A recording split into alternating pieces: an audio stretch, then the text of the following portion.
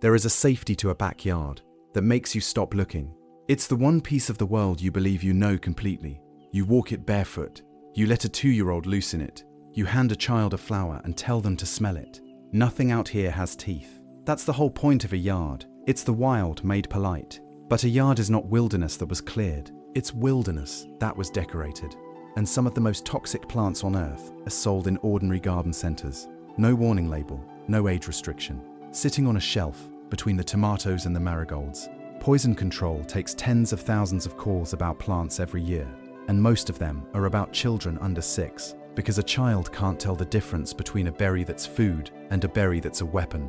So, 9 dangerous plants hiding in your backyard, ranked not by how much harm they can do, but by how completely they've hidden inside the ordinary. From the ones you walk past every day, to the one at number 9, the one that kills a grown adult in under an hour and looks exactly like something you'd eat. Subscribe if you like looking twice at ground you thought you knew, and drop what state you're watching from, because some of this depends entirely on where you live.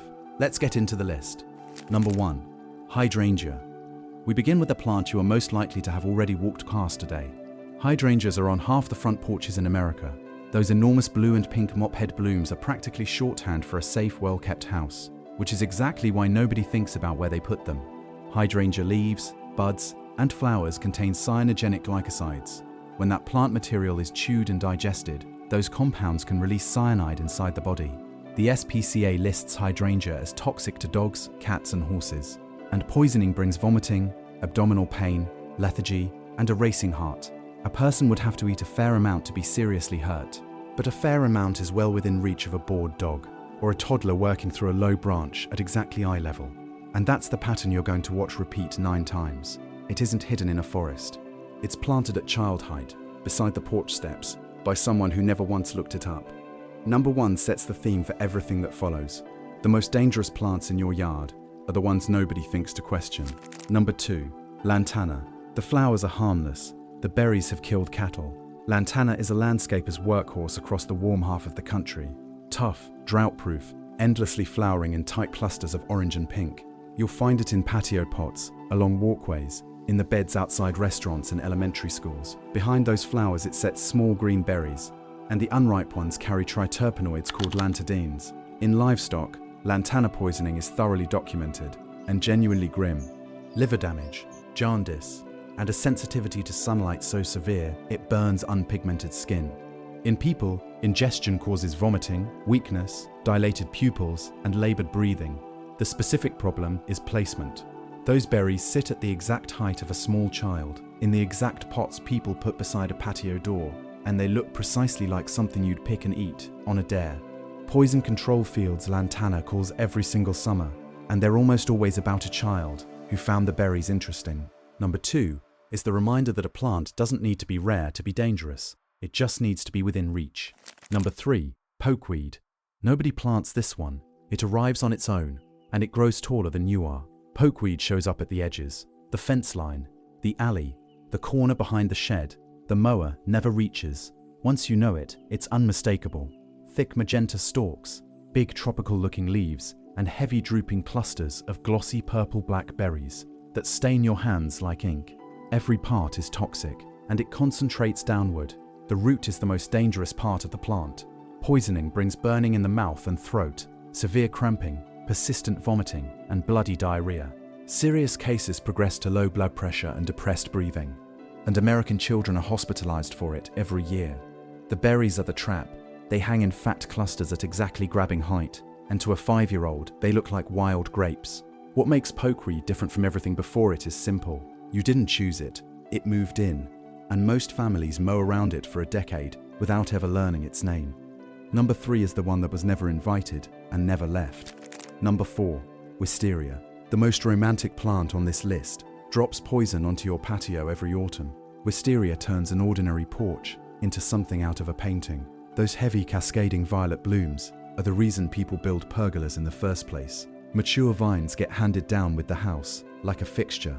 Then the flowers finish, and the vine sets seed pods. Soft velvety things that look like oversized pea pods. Both the pods and the seeds inside contain a glycoside called wisteria, along with a lectin. Ingestion produces severe abdominal pain, repeated vomiting, and diarrhea intense enough to cause dangerous dehydration in a child. The reported threshold is unnervingly low. A very small number of seeds has been enough to put children in hospital, on fluids. And notice where those pods end up. They don't stay overhead. They dry, they drop, and they land on the deck, the walkway, the patio, the exact ground where a toddler crawls and a dog noses through leaves. Number 4 hangs its beauty at eye level and leaves its danger at ankle level. Number 5, daffodil. Every spring, people poison themselves with this one by accident, in their own kitchens. The daffodil is the first flower of the year across most of the country.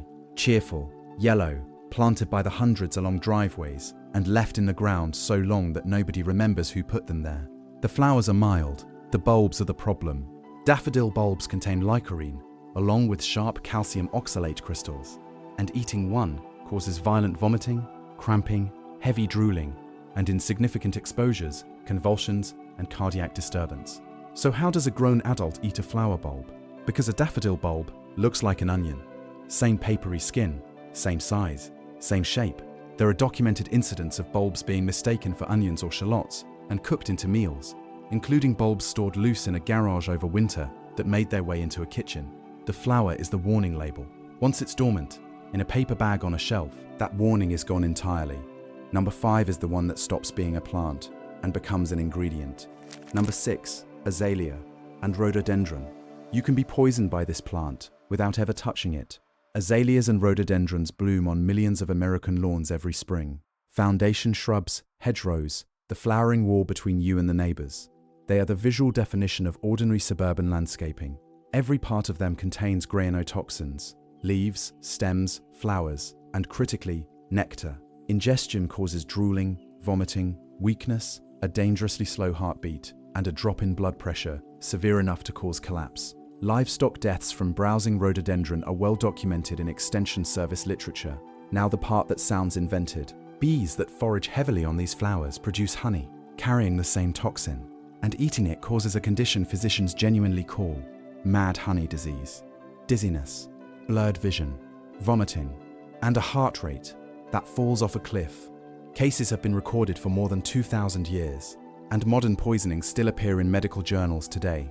Number 6 is the only plant here that can reach you through a jar in your cupboard. Number 7, lily of the valley. This one attacks the heart, and it doesn't need you to eat it. Lily of the valley is small and delicate, a spray of white bells over broad green leaves tucked into shade beds along the north side of houses. It's famously fragrant. It ends up in wedding bouquets and in vases on kitchen tables. Every part contains cardiac glycosides, chiefly convolatoxin, and these compounds do exactly what the name suggests. They interfere with the electrical rhythm of the heart. Ingestion brings nausea, vomiting, blurred vision, confusion, and a slow or irregular heartbeat. In a child or a small dog, the margin is thin. Here's the detail that catches people out. The water the cut flowers have been standing in becomes toxic too. A vase on a table, a child who tips it over, a dog that drinks what spills. That's a real exposure route, not a hypothetical one. And this plant spreads. It runs underground and colonizes shade. Most people who have it never planted it.